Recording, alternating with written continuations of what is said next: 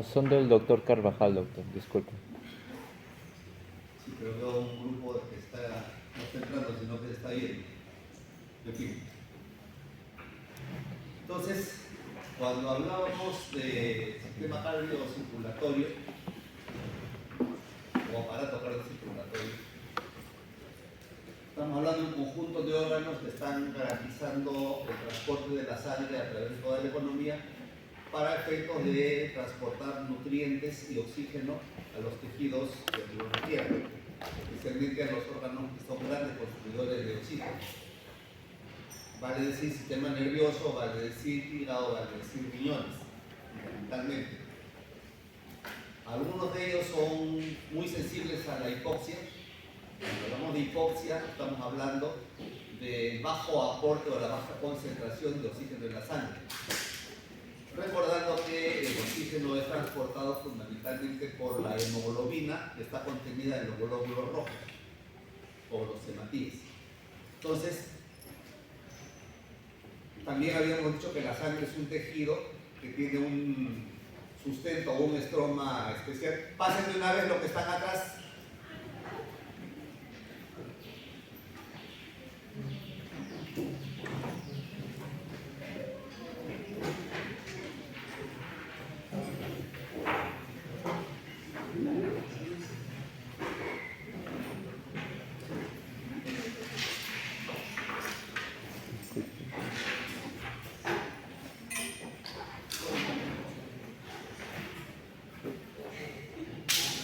No necesitan conversar para sentarse.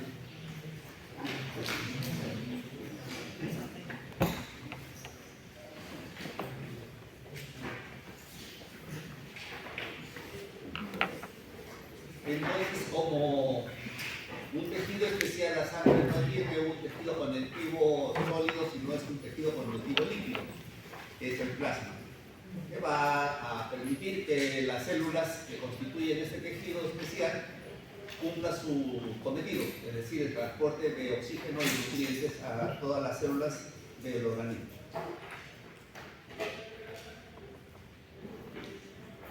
Solamente para recordar que el corazón y el pericardio se encuentran en el mediastino medio, no solamente como corazón, sino también como la raíz y el nacimiento de los grandes vasos, también los nervios que están discurriendo hacia el diafragma, que son los nervios frénicos,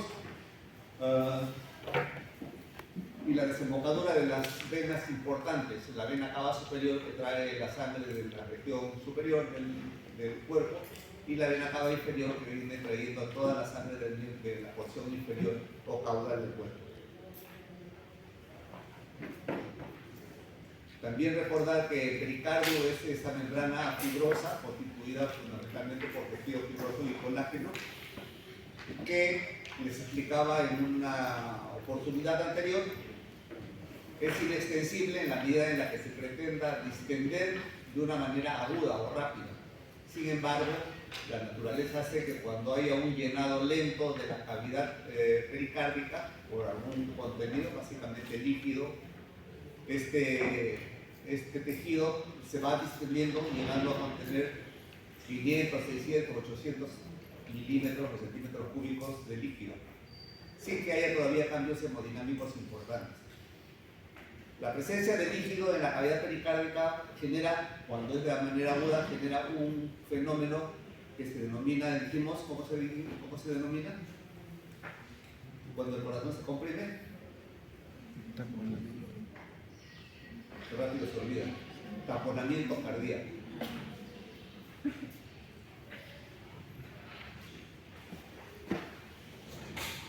Así como existe una membrana fibrosa que está haciendo la cubierta, perdón, no les expliqué este detalle. Así como existe esta cubierta de corazón, no solamente es para cubrirlo, sino para mantenerlo en su lugar, porque el pericardio se encuentra íntimamente adherido a la porción tendínea o centro frénico del diafragma. Y al estar insertado en la raíz de los grandes vasos, va a hacer que el corazón no se desplace fuera del espacio mediastinal. Lo cual no quiere decir que si es que no hay esta zona pericárdica en una porción, o sea, cuando abrimos el pericardio para hacer una cirugía cardíaca, mayormente no lo cerramos después de la cirugía, se queda abierto para evitar complicaciones postquirúrgicas, justamente el taponamiento. Si ya llegaron tarde, por lo menos no conversen.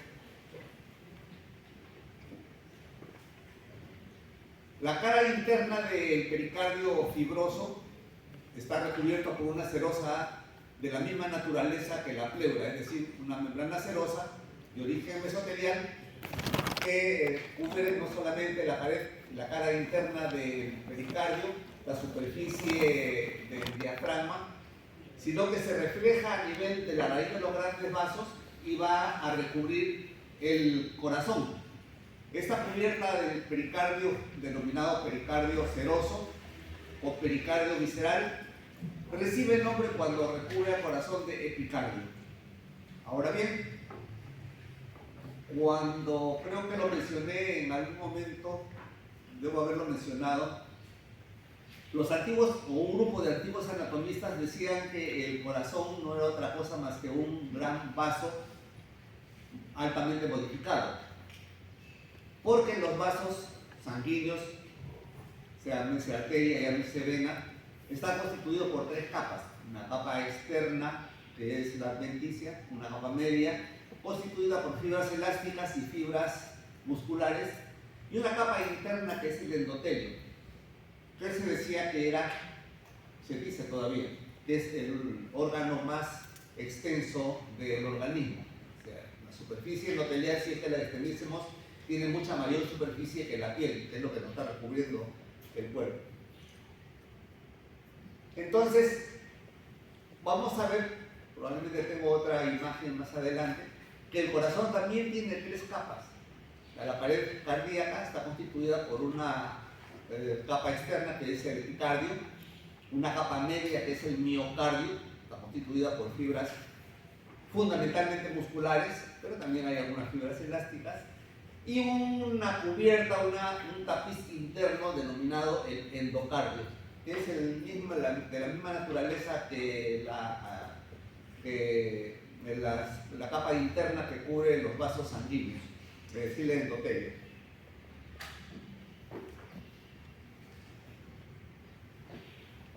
Ya hablamos de los senos en uno de los capítulos, de la primera jornada. Sin embargo, solo para recalcar,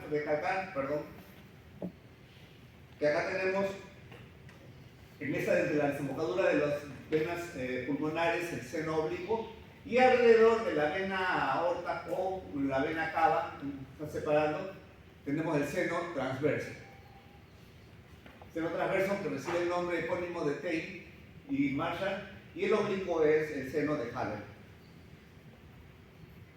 Acá la vista ya en evidencia, acá el oblicuo, entre las venas pulmonares. Acá no hay corazón, solamente tenemos la pared posterior superior del pericardio.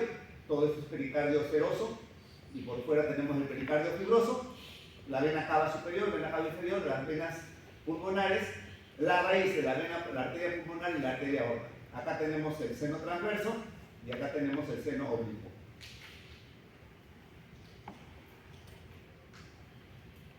Entonces, desde el colegio, desde la primaria, nos dice que el corazón es una bomba aspirante e impelente. ¿Qué implica esto?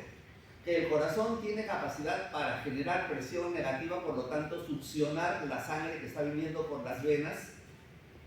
Succionar implica llevar un flujo de manera centrípeta para llenar sus cavidades. Principalmente cuando hablamos de las venas, estamos hablando de las venas cavas para la aurícula derecha y de las venas pulmonares para la aurícula izquierda.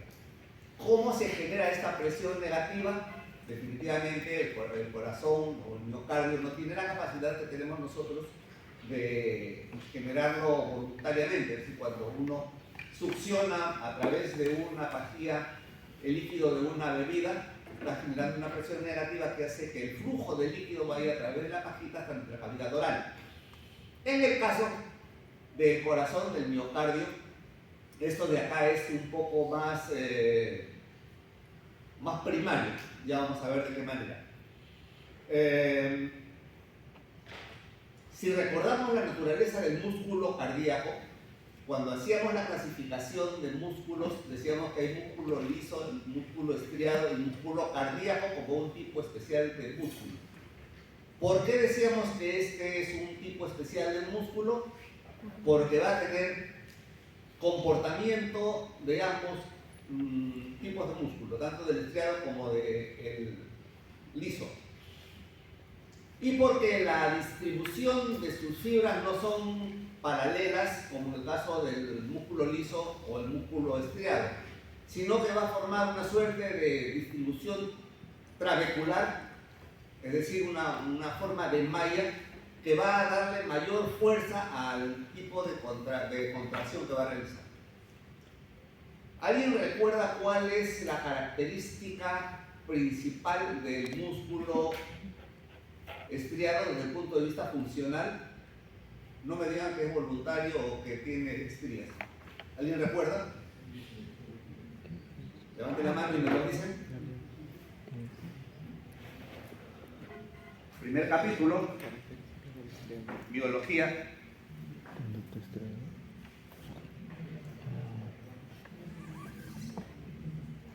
No murmullen. No murmuren. Levanten la mano y valientemente digan cuál es su característica. Se les acabó la valentía. ¿Nadie? Entonces eso justifica la nota que sacaron en el primer capítulo. Y los siguientes. Cuando hablamos nosotros de músculo estriado, que ya les he dicho es estriado, tiene estrías, es voluntario, denominado también músculo esquelético, pero funcionalmente tiene la peculiaridad de que la fuerza de contracción es bastante potente y rápida. Es decir, nosotros podemos hacer un movimiento rápido, que se me ocurre en este momento, el de los párpados. Cuando uno ve que algo se está acercando, rápidamente va a cerrar el párpado. Pero se dice que la lengua tiene los músculos mucho más rápidos todavía que los del párpado. Entonces, esa es una peculiaridad, y el corazón tiene una contracción rápida y una contracción potente, como para poder eyectar la sangre de los ventrículos, tanto hacia la circulación menor. ¿Me están escuchando? ¿Me escuchan atrás? Ok. Tanto hacia los pulmones como hacia la circulación sistémica, a todos los tejidos, a los capilares de todo el cuerpo. La similitud con el tejido muscular liso es que es involuntario. Y además, ¿cuál es la otra peculiaridad del tejido muscular liso? Rapidito.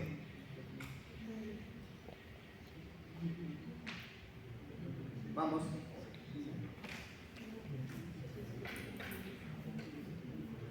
Las preguntas son individuales, no consulten con sus compañeros. ¿O hay alguna relación sentimental entre ustedes que hacen las cosas en conjunto? ¿Son algo? ¿Son algo ustedes? Pero no son nada. Todavía. Porque a este paso van a hacer algo. En principio que es involuntario. Sí. ¿No sería un solo núcleo igual que el músculo cardíaco? ¿Perdón? Un solo núcleo. Un solo núcleo. Un solo núcleo. Morfológicamente, no puede. Pero básicamente desde el punto de vista funcional o anatómico. Los músculos lisos, ¿dónde los encontramos mayormente? En las vísceras, en las paredes de las vísceras. El músculo cardíaco está en las paredes del corazón, que es una víscera. Entonces, además es involuntario. Nosotros no podemos decir voluntariamente hacer que lata más rápido o más lento el corazón. Podemos hacer maniobras que nos puedan enlentecer o acelerar, pero de ahí a que nosotros voluntariamente digamos late rápido, no lo vamos a hacer. Ok, entonces el músculo Cardíaco viene de cardias, una palabra griega que significa corazón, evidentemente, constituido por un tejido muscular cardíaco especial con las peculiaridades y características que acabo de mencionar.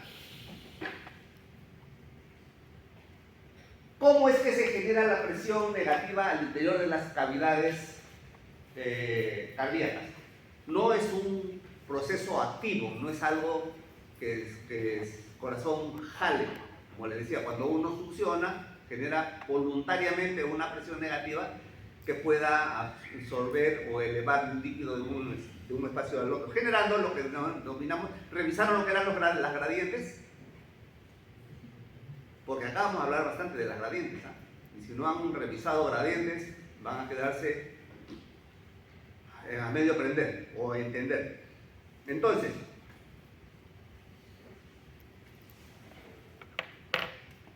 cuando ustedes tienen una botella de plástico más o menos rígido, por ejemplo la botella de Gatorade, no es que le haga propaganda, sino que es una botella rígida.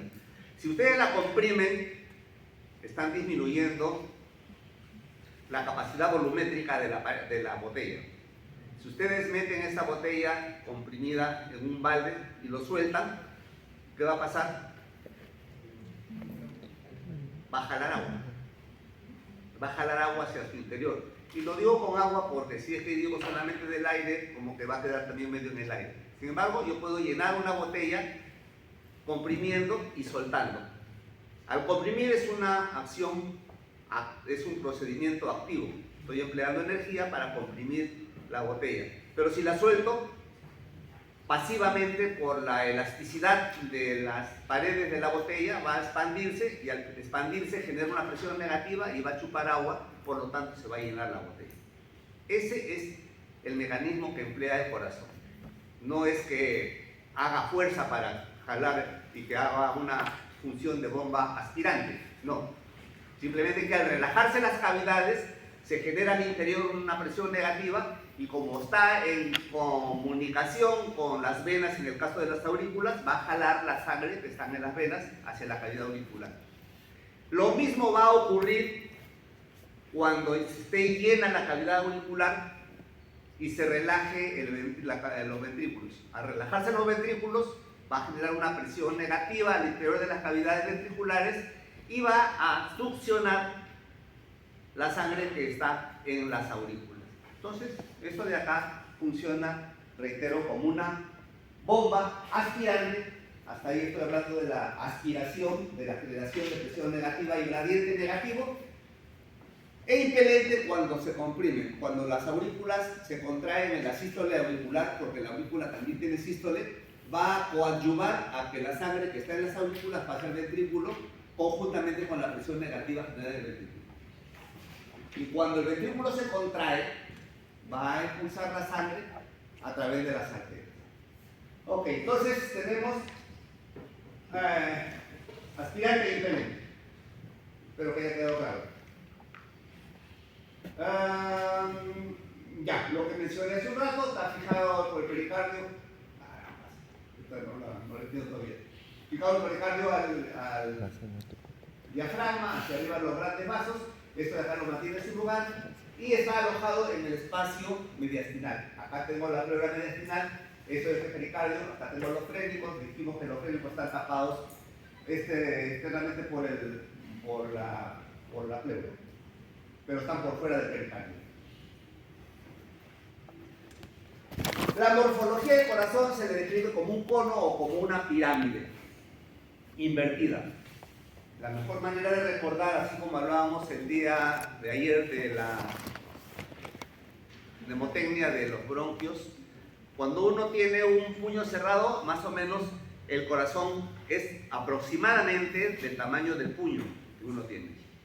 Y para poder recordar su orientación y localización anatómica, simplemente invierte el puño y se lo pega al pecho, en el centro, en el esternón, porque el corazón no es que esté a la izquierda, como dicen los poetas, ¿no? Cuando dicen algo del dolor del corazón, mi corazón no sé qué, y se agarran acá la tetilla izquierda. El corazón está en el mediastino, retroesternal. La punta está dirigida hacia la izquierda pero al momento que ustedes hagan esa operación, recordarán, el vértice del corazón va hacia la izquierda, caudalmente y en dirección ventral, es decir, hacia abajo, hacia adelante y hacia la izquierda. En tanto que la base, la porción de los grandes vasos, se dirige hacia arriba, o cefálicamente, hacia la derecha y hacia el dorso. Entonces ahí tenemos la orientación de los componentes del corazón, tanto del vértice como de la base.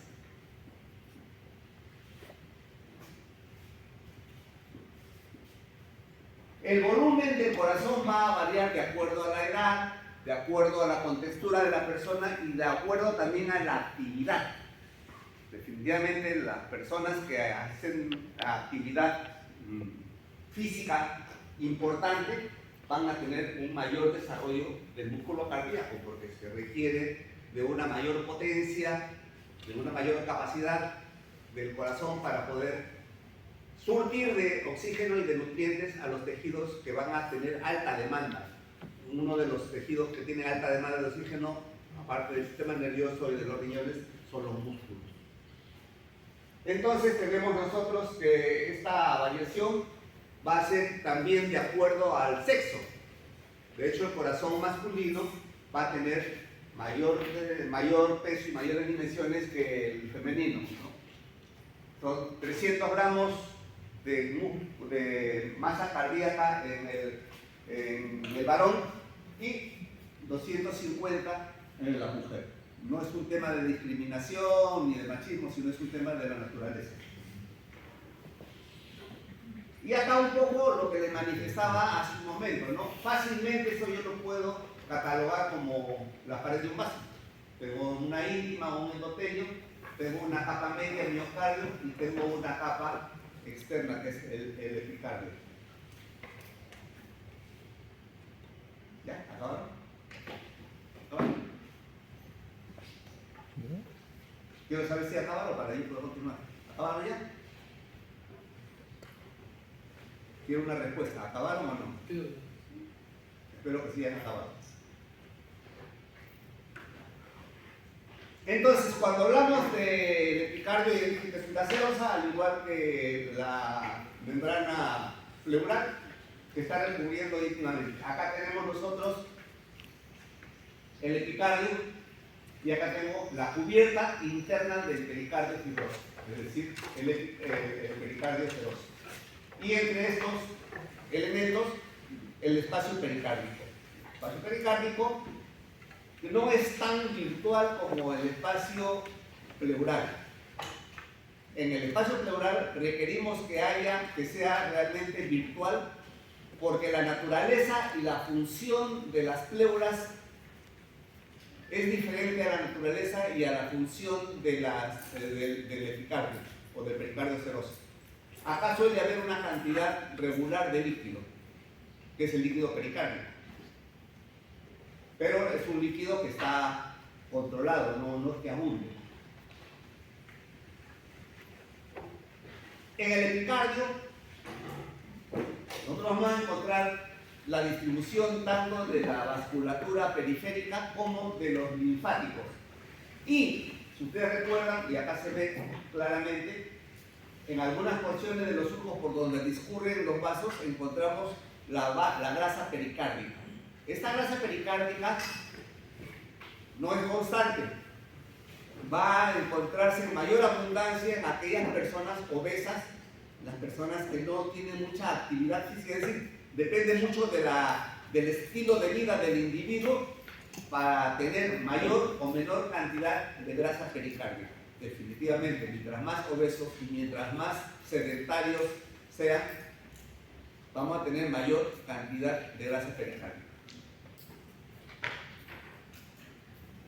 La misma visión un poco más sistemático, la íntima o endocardio, muscular o miocardio, epicardio, espacio pericárdico, pericardio fibroso, el más grueso, y pericardio seroso, parietal por dentro.